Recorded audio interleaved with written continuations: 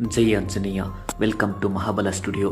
ನಿನ್ನ ಜೊತೆ ನನ್ನ ಕತೆ ಕನ್ನಡ ಸೀರಿಯಲ್ದು ಇವತ್ತಿನ ರಿವ್ಯೂ ಏನಪ್ಪ ಅಂದರೆ, ಭೂಮಿ ಟ್ರೈನಿಂಗ್ಗೆ ಹೋಗಿ ಎಷ್ಟು ವರ್ಷ ಆಗಿದೆ ಅಂತ ಅನಿಸ್ತಿದೆ ಅಂತ ಸಂಗೀತ ಹೇಳ್ತಿರ್ತಾಳೆ. ಟ್ರೈನಿಂಗ್ ಸೆಂಟರ್ಗೆ ಕರ್ಕೊಂಡು ಹೋಗಿ ಅಂತ ಸಂಗೀತ ರಮಣ್ಗೆ ಹೇಳ್ತಾರೆ.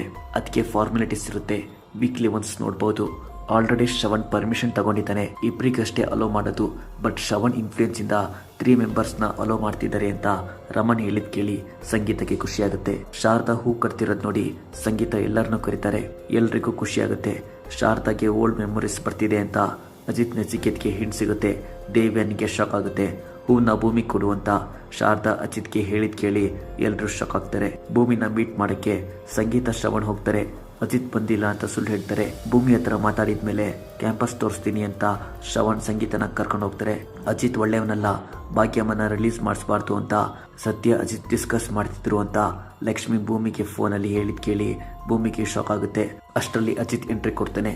ಕಾಂಟ್ರಾಕ್ಟ್ ಮುಗ್ದಿದೆ, ಇನ್ ಮುಂದೆ ಮಾತಾಡ್ಸಕ್ ಬರಬೇಡಿ ಅಂತ ಭೂಮಿ ಅಜಿತ್ಗೆ ಖಡಕ್ ಆಗಿ ಹೇಳೋಗ್ತಾಳೆ.